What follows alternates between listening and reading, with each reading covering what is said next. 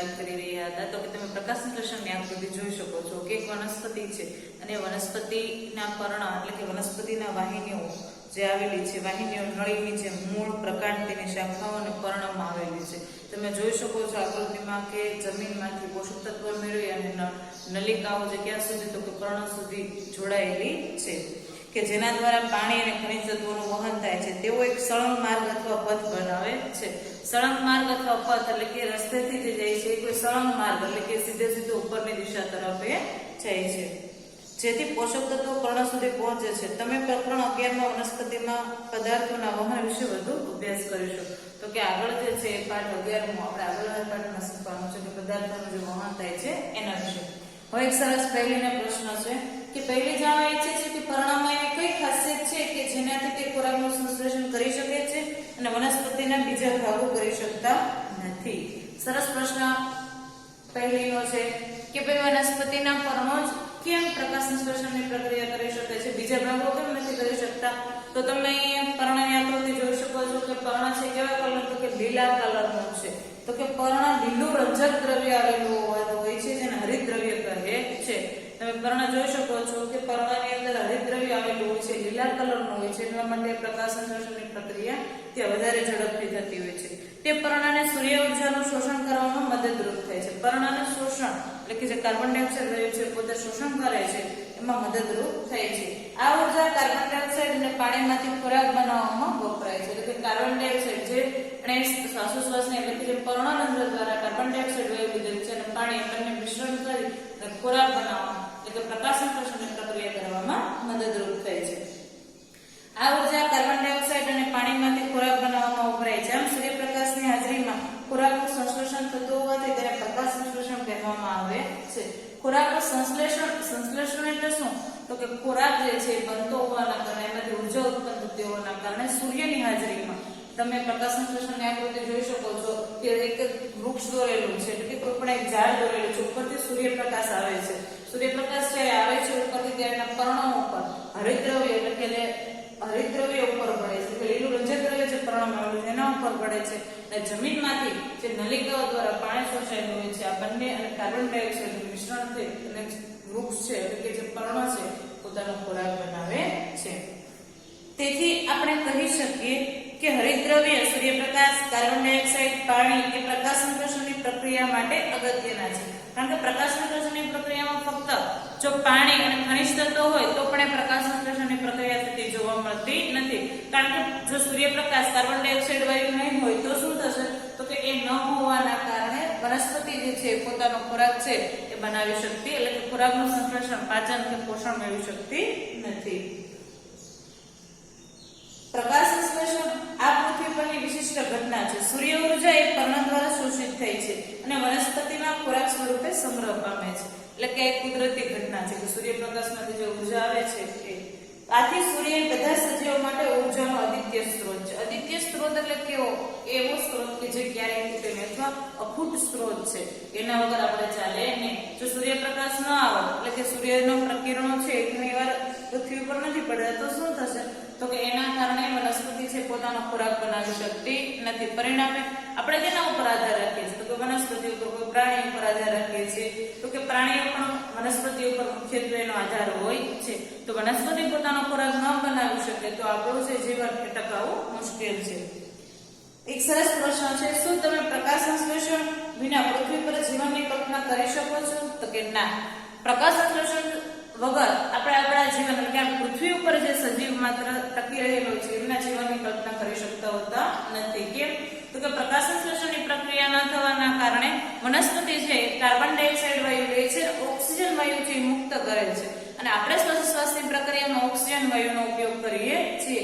જો પ્રકાશ સંશ્લેષણની પ્રક્રિયા ન થતી હોય તો પૃથ્વી ઉપર ઓક્સિજનનું પ્રમાણ કેવું થશે? તો કે ઘટી જશે અને પરિણામે તો કે સજીવ સૃષ્ટિને પોતાનું જીવન ટકાવી રાખવામાં ઘણી બધી મુશ્કેલીનો સામનો કરવો પડે છે. શું પ્રકાશ સંશ્લેષણ વિના કોઈ પણ ખોરાક બની શકે નહીં? લગભગ બધા સજીવોનું અસ્તિત્વ એ પરોક્ષ કે પ્રત્યક્ષ રીતે વનસ્પતિ દ્વારા બનાવેલા ખોરાક પર જ આધારિત છે. કારણ કે પ્રકાશ સંશ્લેષણની પ્રક્રિયામાં જે ખોરાક બને છે એના ઉપર પ્રત્યક્ષ કે પરોક્ષ રીતે એટલે કે આડકતરી રીતે અથવા સીધી રીતે પ્રાણીઓ બધા એના ઉપર આધાર રાખે છે, તો કે વનસ્પતિ ઉપર આધાર રાખે છે. બીજી બાજુએ ઓક્સિજન કે જે બધા સજીવોના અસ્તિત્વ માટે જરૂરી છે તે પ્રકાશ સંશ્લેષણ દ્વારા ઉત્પન્ન થાય છે. પ્રકાશ સંશ્લેષણની ગેરહાજરીમાં પૃથ્વી પર જીવન શક્ય નથી, કારણ કે આપણું જે જીવન છે મુખ્યત્વે આપણે શ્વાસોશ્વાસની પ્રક્રિયામાં ઓક્સિજન વાયુ લઈએ છીએ, એ પણ વનસ્પતિ જે પ્રકાશ સંશ્લેષણની પ્રક્રિયા કરે છે એના દ્વારા આપણે પ્રાપ્ત કરીએ છીએ. બીજું ખાસ વિદ્યાર્થીઓ મિત્રો, તમે છઠ્ઠા ધોરણમાં પણ મેં તમને કીધેલું હતું કે ખાસ યાદ રાખજો કે વનસ્પતિ સજીવ છે આપણી જેમ એ પણ ઓક્સિજન વાયુ લે છે અને કાર્બન ડાયોક્સાઇડ વાયુ મુક્ત કરે છે, પણ એ જ્યારે પ્રકાશ સંશ્લેષણની પ્રક્રિયા કરે છે ત્યારે જ વનસ્પતિ છે કાર્બન ડાયોક્સાઇડ વાયુ છે એ લે છે અને ઓક્સિજન વાયુ મુક્ત કરે છે. માટે ઘણી વખત તમને વડીલો કહેતા હોય છે અથવા કોઈ દ્વારા તમને સૂચન મળેલું હોય છે કે રાત્રિના સમય દરમિયાન તો વૃક્ષની ઘટાદાર વૃક્ષની છે ન સૂવું જોઈએ. કેમ? તો કે એ રાત્રે છે પ્રકાશ સંશ્લેષણ એટલે કે સૂર્યપ્રકાશ ન આવવાના કારણે પ્રકાશ સંશ્લેષણની પ્રક્રિયા કરતા હોતા નથી. એના કારણે શું થાય છે, એ પણ ઓક્સિજન વાયુ પોતે શ્વાસોશ્વાસની પ્રક્રિયામાં લે છે અને કાર્બન ડાયોક્સાઇડ વાયુ છોડે છે, અને આપણે પણ શ્વાસોશ્વાસની પ્રક્રિયામાં ઓક્સિજન વાયુ લઈએ છીએ અને કાર્બન ડાયોક્સાઇડ મુક્ત કરીએ છીએ. ત્યારે બંને છે એ શ્વાસોશ્વાસની પ્રક્રિયામાં ઓક્સિજન વાયુ વધારે લેતા હોવાના કારણે એટલે કે ઓક્સિજન વાયુ છે એનો ઉપયોગ કરતા હોવાના કારણે ઓક્સિજન વાયુની ત્યાં કમી સર્જાય છે, ત્યારે થોડી ઓછપ આવે છે, એના કારણે આપણે શ્વાસોશ્વાસ લેવામાં તકલીફ થાય છે. પ્રકાશ સંશ્લેષણની ગેરહાજરીમાં પૃથ્વી પર જીવન અશક્ય છે, કારણ કે પૃથ્વી ઉપર છે એ નવ પર સૂર્યપ્રકાશ ઉપર આધારિત છે. પ્રકાશ સંશ્લેષણની ક્રિયા પર્ણ સિવાયના વનસ્પતિના બીજા લીલા ભાગોમાં પણ થાય છે, જેમ કે લીલું પ્રકાંડ અને તેની શાખાઓ. રણમાં ઉગતી વનસ્પતિઓ પર ભીંગડા જેવું આવરણ અથવા કાંટા જેવા પર્ણ જોવા મળે છે, જે બાષ્પોત્સર્જન દ્વારા થતા પાણીના વહેણને અટકાવે છે. આ વનસ્પતિઓ પાસે લીલું પ્રકાંડ હોય છે જે પ્રકાશ સંશ્લેષણની પ્રક્રિયા કરે છે. આપણને ખબર છે કે રણ પ્રદેશ છે ત્યાં વધારે ઘટાદાર વૃક્ષો નથી હોતા. કેમ? તો કે ત્યાં પાણીની ઉણપ હોવાના કારણે, અછત હોવાના કારણે, ત્યાં પાણી ખૂબ જ ન મળવાના કારણે નાના પાનવાળી અથવા કાંટાવાળી વનસ્પતિ તમને વધારે જોવા મળે છે. તો કે આ વનસ્પતિ જે છે એ શું છે, તો કે વનસ્પતિ તો આપણને એમ થાય કે એને તો પર્ણ નથી, તો વનસ્પતિ શું છે, તો કે પોતાનો ખોરાક બનાવતી નથી. ના, એ પોતાનો ખોરાક બનાવે જ છે. કેમ? તો કે કોઈ લીલા પ્રકાંડમાં, કાંટામાં નાના પર્ણ આવેલા હોય એમાં, અથવા હરિતદ્રવ્ય જે વનસ્પતિના ભાગોમાં આવેલા હોય છે ત્યાં પોતે ખોરાક બનાવે છે. પ્રકાશ સંશ્લેષણ દરમિયાન પર્ણના હરિતદ્રવ્ય ધરાવતા કોષો સૂર્યપ્રકાશની હાજરીમાં કાર્બન ડાયોક્સાઇડ અને પાણીનો ઉપયોગ કરી કાર્બોદિતનું સંશ્લેષણ કરે છે. આ પ્રક્રિયાને સમીકરણ દ્વારા સંશ્લેષણ એટલે શું, તો કે એનો પોતે ઊર્જા તરીકે ઉપયોગ કરે છે. આપણે જોઈએ તો કે કાર્બન ડાયોક્સાઇડ વાયુ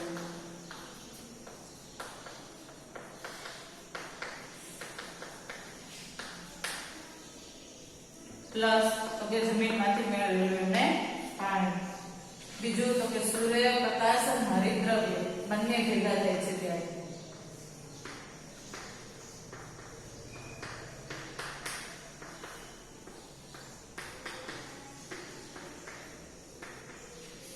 હરિતદ્રવ્ય. આ બંને શું છે, તો કે કાર્બન ડાયોક્સાઇડ વાયુ છે એ વનસ્પતિ છે સૂર્યપ્રકાશમાંથી એટલે કે સૂર્યપ્રકાશમાંથી જે પ્રકાશના કિરણો પડે છે સૂર્યના પૃથ્વી ઉપર, તેમાંથી કાર્બન ડાયોક્સાઇડ વાયુ છે શોષણ કરી લે છે. પ્લસ તો કે પાણી જમીનમાંથી પોષક તત્વો નલિકાઓ દ્વારા એને મળેલું છે, તો કે કાર્બન ડાયોક્સાઇડ અને પાણી બંને ભેગું કરી ઉપરથી સૂર્યપ્રકાશ અને હરિતદ્રવ્ય બંને ભેગા થઈ સંશ્લેષણ કરી અને શું નાખવું પડે છે, તો કે કાર્બોદિત પદાર્થ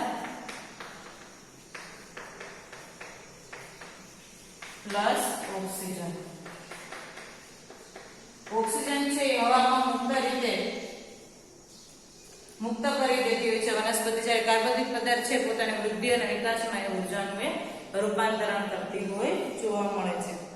પ્રક્રિયા દરમિયાન ઓક્સિજન મુક્ત થાય છે. સામાન્ય રીતે કાર્બોદિત પદાર્થો સ્ટાર્ચમાં ફેરવાય છે. પર્ણમાં સ્ટાર્ચ ન હોવું એ પ્રકાશ સંશ્લેષણની પ્રક્રિયા થવાનું સૂચન કરે છે.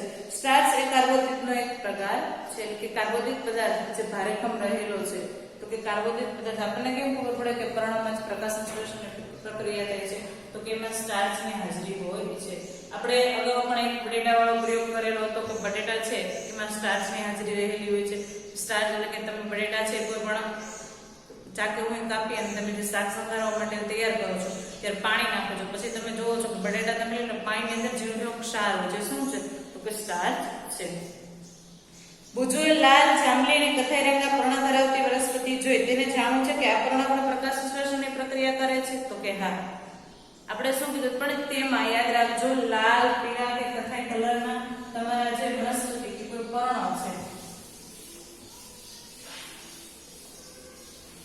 વનસ્પતિ કે પર્ણ કોઈ લાલ કે કથાઈ રંગનું છે તો કે લાલ, કથાઈ. આ બે કલરનો ઉદાહરણ લઈએ કે લાલ અને કથાઈ કલરની કોઈ વનસ્પતિ છે તો શું એ પ્રકાશ સંશ્લેષણની પ્રક્રિયા કરે છે કે નહીં? અને જો કરે છે, કારણ કે વનસ્પતિ તો આપણે એમ કીધું કે પોતાનો સ્વાવલંબી છે, પોતાનો ખોરાક જાતે બનાવે છે, અને પાછું આપણે એમ કીધું કે હરિતદ્રવ્ય હોવું જોઈએ, લીલા કલરનું રંજક દ્રવ્ય હોય છે તો જે પોતાના પ્રકાશ સંશ્લેષણની પ્રક્રિયા કરે છે. તો શું લાલ કે કથાઈ રંગનું વૃક્ષ હોય કે પર્ણ હોય તો શું પ્રકાશ સંશ્લેષણની પ્રક્રિયા કરે છે? તો કે હા. તો પણ એ પ્રકાશ સંશ્લેષણની પ્રક્રિયા કરે છે, પણ તેમાં લાલ અથવા કથાઈ રંગનું એના ઉપર વધારે ભાર હોવાના કારણે લીલું રંજક દ્રવ્ય આપણને દેખાતું હોતું નથી, પણ એમાં લીલું રંજક દ્રવ્ય આવેલું હોય છે, એટલા માટે પ્રકાશ સંશ્લેષણની પ્રક્રિયા કરે છે. એક પ્રવૃત્તિ આપણને આપે છે 1.1 બે સરખા છોડ લો, એક છોડને અંધકારમાં અથવા કાળા કોઠામાં 72 કલાક, એટલે કેટલી થશે તો કે 72 કલાક આપણે છે એને રહેવા દેવાનું છે માટે રાખો, અને બીજા છોડને સૂર્યપ્રકાશમાં રાખો. જેમ ધોરણ 6 માં પ્રવૃત્તિ કરેલી એવી જ રીતે બંને છોડને આયોડિન દ્વારા પરીક્ષણ કરો. તમારું પરિણામ નોંધો. હવે જે છોડને અંધકારમાં રાખેલો હતો તેને 3-4 દિવસ માટે સૂર્યપ્રકાશમાં મૂકો અને ફરીથી તેના પર્ણોનું આયોડિન દ્વારા પરીક્ષણ કરો. તમારી નોટબુકમાં અવલોકન એટલે કે તમે જે અવલોકન કરો છો એ નોંધો. હવે યાદ રાખો, આપણને ફરી વાર આખી પ્રવૃત્તિ હું સમજાવું છું કે આપણે પ્રવૃત્તિમાં શું નિર્ણય આવશે, છેલ્લે આપણે નોંધપોથીમાં શું નોંધવાનું થશે. તો કે આપણને એમ કીધેલું છે કે આપણે જે એક બે વૃક્ષ લેવાના છે, એક વૃક્ષને 72 કલાક આપણે કોઈ ઓરડામાં ખાલી અંદર પેક કે જે સૂર્યપ્રકાશ ન જઈ શકે એ રીતે પેક કરીને રાખવાનો છે. બીજું છે એને કે બીજું વૃક્ષ જે છે એને સૂર્યપ્રકાશ મળી રહે એ રીતે 3 થી 4 દિવસ એટલે કે બહાર રાખવાનો છે. ત્યારબાદ તમને ખબર છે બોક્સની અંદર જે પર્ણ છે કેવું તો કે મુરઝાઈ ગયેલું જેવું થઈ જશે, સુકાઈ જશે. કેમ તો કે સૂર્યપ્રકાશ મળેલો નથી, પોતાનો ખોરાક બનાવી શકેલ નથી. ત્યારબાદ 72 કલાક પછી શું કરવાનું તો કે એ જ વૃક્ષને તમારે બહાર એટલે કે બહાર સૂર્યપ્રકાશમાં તમારે એને રાખવાનું છે. ત્યારબાદ એનું અવલોકન તો કે સૂર્યપ્રકાશમાં આવતા એને વધુ 5-6 દિવસ પછી તમે પાણી અને પોષક તત્વો ઉમેરો કરશો તો પાછું વૃક્ષ છે પાછું બધું એવું થઈ જશે. પર્ણમાં જે ભાગ લીલો નથી તે પણ હરિતદ્રવ્ય ધરાવે છે. લાલ, કથાઈ અને બીજા રંજક દ્રવ્યો લીલા રંગને ઢાંકી દે છે. એટલે કે જે બીજા રંગના વૃક્ષો હોય છે એને શું થાય છે કે એના કલર છે આની ઉપર, એટલે કે લીલા લાલ રંગનું કોઈ વૃક્ષ છે, પર્ણ એના લાલ આવે છે, કથાઈ કલરના આવે છે, તો કે લીલા રંગનું રંજક દ્રવ્ય તો એ વૃક્ષમાં આવેલું જ હોય છે, પણ શું કરે છે તો કે એને ઢાંકી દે છે, એટલે કે એ રંગ છે આપણને ઓછો દેખાય છે. સિમ્પલ. કેમ આપણે કેમ ઢાંકી દઈએ છીએ કેમ ખબર પડે તો કે તમને ખબર છે કે તમે જ્યારે વોટર કલરનો યુઝ કરો છો, વોટર કલર તમે જ્યારે વાપરતા હોય છે ત્યારે તમને ખબર છે કે કોઈ લાલ કલર છે એકદમ ઘાટો છે, તમારે આછો લાલ કરવો છે તો શું નાખશો તમે? થોડો સફેદ કલર નાખશો. સફેદ કલર તમને નહીં દેખાય, કયો કલર દેખાશે? લાલ. કેમ તો કે લાલનું પ્રમાણ વધારે છે સફેદ કરતા, એટલા માટે. એવી જ રીતે લાલ કે કથાઈ રંગનો હોય છે એમાં લીલા રંજક દ્રવ્ય એટલે કે લીલા રંગનું રંજક દ્રવ્ય આવેલું જ હોય છે, પણ લાલ અને કથાઈ રંગનું પ્રમાણ વધારે હોવાના કારણે આપણે લીલું રંજક દ્રવ્ય છે એને જોઈ શકતા નથી. તમે અવારનવાર તળાવ કે સ્થિર પાણીમાં ચીકણા અને લીલા દબાણને જોતા છો. સામાન્ય રીતે વૃદ્ધિ પામતા સજીવને લીલ કહે છે, કે આપણે શેવાળ જેને કહીએ છીએ. લીલ કે શેવાળ આપણે છે એક જ જગ્યા ઉપર કોઈ એક સ્થાન ઉપર લાંબા સમય સુધી પાણી ભરાઈ રહેવાના કારણે શું થાય તો કે લીલ એટલે કે લીલું ચિકાસ જેવો પદાર્થ છે એ જામી જાય છે. શું તમે અનુમાન બાંધી શકો છો કે શા માટે લીલા રંગની જોવા મળે છે? તેઓ હરિતદ્રવ્ય ધરાવે છે જે તેમને લીલો રંગ આપે છે. લીલ પણ પ્રકાશ સંશ્લેષણની ક્રિયા દ્વારા પોતાનો ખોરાક બનાવે છે. તો કે લીલ છે લીલા રંગની હોય છે, ઘણીવાર કથાઈ રંગની પણ હોય છે. કોઈ શેવાળ છે તો શું છે તો કે પોતાનો ખોરાક પોતે પણ જાતે જ બનાવે છે. કાર્બોદિત પદાર્થ છે વનસ્પતિનું ખોરાકનું સંશ્લેષણ, એટલે કે કાર્બોદિત પદાર્થ છે કે સ્ટાર્ચની હાજરી છે. સ્ટાર્ચ કાર્બોદિત પદાર્થનું સ્વરૂપ શું છે તો કે સ્ટાર્ચ. તો કે એ જે ફેરવાયેલું પર્ણમાં જે ખોરાક તૈયાર થયેલો છે એ સિવાયનું જે વધે છે એનું કઈ રીતે તો કે તમે શીખ્યા કે વનસ્પતિ પ્રકાશ સંશ્લેષણની ક્રિયા દ્વારા કાર્બોદિત પદાર્થનું સંશ્લેષણ કરે છે. સંશ્લેષણ એટલે શું તો કે પોતે કાર્બોદિત પદાર્થમાં ફેરવે છે. કાર્બોદિત પદાર્થો કાર્બન, હાઇડ્રોજન અને ઓક્સિજનના બનેલા હોય છે. કાર્બોદિત પદાર્થ કેના તો કે એને જે ખોરાક મેળવેલો છે એમાંથી કાર્બન, હાઇડ્રોજન અને ઓક્સિજનના બનેલા હોય છે, જેનો ઉપયોગ બીજા ઘટકો જેવા કે પ્રોટીન અને ચરબીના સંશ્લેષણ માટે થાય છે. પ્રોટીન અને ચરબી એટલે કે એને એ આપણી જેમ માનો કે આપણે એમ કહીએ દૂધ એ સમતોલ આહાર છે, દૂધનો ઉપયોગ કરતા રોટલી તો કે કાર્બોદિત મળતું હોય છે, શાક કોઈ ખાઈએ તો કે સ્ટાર્ચ કાર્બોદિત પદાર્થ આપણને મળતા હોય છે અલગ અલગ ખોરાકમાંથી. જ્યારે લીલા શાકભાજી ખાવ તો કે વિટામિન તમને મળે છે એમાંથી. તો કે આપણે અલગ અલગ ખોરાક લેવો પડતો હોય છે. જ્યારે વનસ્પતિને તો આપણને ખબર છે કે પ્રકાશ સંશ્લેષણની પ્રક્રિયા એક જ કરે છે, પણ એ કાર્બોદિત પદાર્થ હોય છે એનું એ પ્રોટીન અને ચરબીમાં રૂપાંતર કરે છે. પરંતુ પ્રોટીન એ નાઇટ્રોજન યુક્ત પદાર્થ છે, તો વનસ્પતિ નાઇટ્રોજન ક્યાંથી મેળવે છે? પ્રોટીન છે નાઇટ્રોજન મુક્ત એટલે કે નાઇટ્રોજન વાયુ છે એમાં ખાસ મુક્ત રીતે ફરતો હોય છે. તો કેમાંથી લે છે? તો કે આપણને ખબર છે જમીનની અંદર નાઇટ્રોજન હોય છે. ઘણીવાર યાદ રાખજો કે આપણે તમને ખબર હોય તો ખેતરે તમારા ઘરે હોય તો પપ્પાને તમે પૂછી શકો કે ખેતરની જ્યારે જમીનને તૈયાર કરે છે ત્યારે શું કરે છે? તો કે ત્યારે એમાં કૃત્રિમ ખાતરનો ઉમેરો કરવામાં આવે છે અથવા કુદરતી ખાતરનો ઉમેરો કરવામાં આવે છે. એનું કારણ શું? તો કે એની અંદર આપણે જે જમીનમાં પોષક તત્વો રહેલા છે એ ખૂટી ગયેલા હોય છે. કારણ કે એકની એક વનસ્પતિ વધારે વાર વાવવામાં આવે, એકનો એક પાક વધારે તમે ઉગાડો તો શું થશે? તો કે એમાં જે પોષક તત્વો રહેલા છે વનસ્પતિએ શું છે તો કે શોષણ કરી લીધેલા હશે. એના કારણે જ્યારે બીજી વનસ્પતિ તમે ઉગાડો છો ત્યારે એને પોષક તત્વો મળે નહીં. તો એના માટે તો કે જમીનને જ્યારે તમે તૈયાર કરો છો ત્યારે એમાં પોષક તત્વોનો ઉમેરો ઉપરથી એટલે કે કોઈ ખાતર દ્વારા તમે કરો છો. યાદ કરો, હવામાં પુષ્કળ પ્રમાણમાં નાઇટ્રોજન વાયુ સ્વરૂપે રહેલો છે. આપણને ખબર છે કે નાઇટ્રોજન વાયુ આપણે આજુબાજુમાં મુક્ત રીતે ફરે છે, પણ એનો આપણે સીધો એટલે કે જમીન છે એનો ખોરાકમાં સીધો ઉપયોગ કરી શકતી હોતી નથી. કયા સ્વરૂપે? તો કે પ્રવાહી સ્વરૂપે જો નાઇટ્રોજન વાયુ હોય જમીનમાં તો જ વનસ્પતિ છે પોતાનો ખોરાક બનાવવા ઉપયોગમાં લઈ શકે છે. કાર્બન ડાયોક્સાઇડ વાયુ જેમ એ મુક્ત રીતે લઈ શકે છે આજુબાજુના વિસ્તારમાંથી, એવી રીતે વનસ્પતિ નાઇટ્રોજનનો ઉપયોગ કરી શકતી નથી. પરંતુ વનસ્પતિ નાઇટ્રોજનને તેના સ્વરૂપમાં શોષણ કરી શકતી નથી. સ્વરૂપ એટલે કે વાયુ સ્વરૂપે જે આજુબાજુમાં છે એમાંથી એ સ્વરૂપમાં જ શોષણ કરી શકતી નથી, પણ એ વાયુ સ્વરૂપને કયા સ્વરૂપમાં ફેરવેલું હોવું જોઈએ? તો કે કોઈ પ્રવાહી સ્વરૂપમાં ફેરવેલું હોય તો એનો છે ઉપયોગ કરી શકે છે. પ્રવાહી અથવા ઘન સ્વરૂપમાં. જમીન કેટલાક બેક્ટેરિયા ધરાવે છે જે વાયુરૂપ નાઇટ્રોજનનો ઉપયોગમાં લઈ શકે તેવા સ્વરૂપમાં ફેરવે છે અને જમીનમાં મુક્ત કરે છે. એટલે કે ઘણા રાઇઝોબિયમ બેક્ટેરિયા આપણે વાત કરી હતી કે એ બેક્ટેરિયા શું કરે છે? તો કે જમીનની અંદર રાઇઝોબિયમ બેક્ટેરિયા છે પોતાનો ખોરાક જાતે નથી બનાવતા, પણ એ શું કરે છે? તો કે એ છે એ જમીનની અંદર નાઇટ્રોજનનું જે વાયુ સ્વરૂપે આસપાસમાં ફરે છે પ્રવાહી સ્વરૂપ એટલે કે પોતે મળદેહ દ્વારા પોતે પ્રવાહી સ્વરૂપે છે તેમાં તો કે જમીનમાં ઉતારે છે, જમીનમાં મુક્ત કરે છે. આ દ્રવ્ય સ્વરૂપ નાઇટ્રોજન પાણી સાથે વનસ્પતિ દ્વારા શોષાય છે. તમે એ પણ જોયું હશે કે ખેડૂતો નાઇટ્રોજનથી ભરપૂર ખાતરો જમીનમાં ભેળવે છે. આવી રીતે વનસ્પતિ તેની નાઇટ્રોજન અને અન્ય ઘટકોની જરૂરિયાત પૂરી કરે છે. આ વનસ્પતિ કાર્બોદિત સિવાયના અન્ય ઘટકો જેવા કે પ્રોટીન અને ચરબીનું સંશ્લેષણ કરે છે. કાર્બોદિત અને કે તમે જે જોવો છો એ તેનું સંશ્લેષણ અને તેનો ખોરાકમાં રૂપાંતરિત કરે છે. ત્યારબાદ આપણે જોઈએ વનસ્પતિમાં પોષણના અન્ય પ્રકારો. વનસ્પતિની આપણે વાત કરી હતી કે વનસ્પતિ સ્વાવલંબી પોષણ પદ્ધતિ ધરાવે છે. તો કે કોઈ એક પદ્ધતિ દ્વારા પોતાનો ખોરાક બનાવે છે. બીજું તો કે એને શું કરવાનું છે? તો કે એ જ તમારે વનસ્પતિના પોષણના અન્ય એટલે કે વનસ્પતિ બીજી કઈ રીતે પોતે પોષણ મેળવે છે એ જોવાનું છે. ચલો વનસ્પતિમાં પોષણના પ્રકારો છે એ આપણે જોઈએ.